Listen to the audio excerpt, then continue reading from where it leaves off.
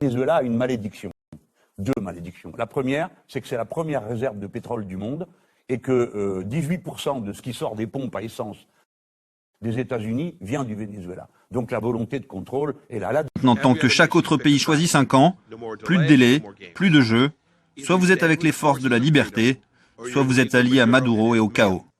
Alors que des manifestations à l'appel de l'opposition sont prévues dans les prochaines heures, Washington menace ce soir Caracas, je cite, d'une réponse significative en cas de violence ou d'intimidation. Israël reconnaît aujourd'hui Juan Guaidó comme président du Venezuela.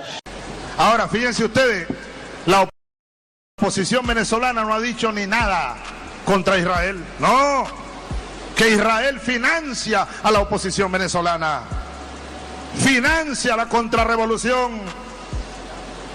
Incluso hay grupos de terroristas israelíes del Mossad que andan detrás de mí, tratando de matarme. Tratando de matarme. En minorité, continue de défendre Nicolás Maduro. Les précisions avec Inés Ville. Les taux se resserrent autour de Nicolás Maduro. Washington est clair. Le Venezuela a un nouveau président. Nous avons maintenant un nouveau leader, Juan Guaidó, au Venezuela, qui a promis de ramener les élections et l'ordre constitutionnel au Venezuela et la sécurité dans la région. Maintenant, il est... Esa es una de las amenazas que tenemos nosotros. Solo que los tenemos controlados. Sabemos dónde se mueven en las islas del Caribe. Tenemos muchos amigos en todas partes, pues. Y ellos no son invisibles. No son el hombre invisible.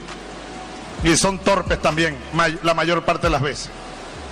Desde el fondo de mi alma y de mis vísceras al Estado de Israel. Maldito seas, Estado de Israel. Maldito seas.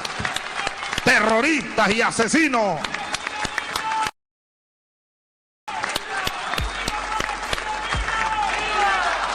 Y viva el pueblo palestino.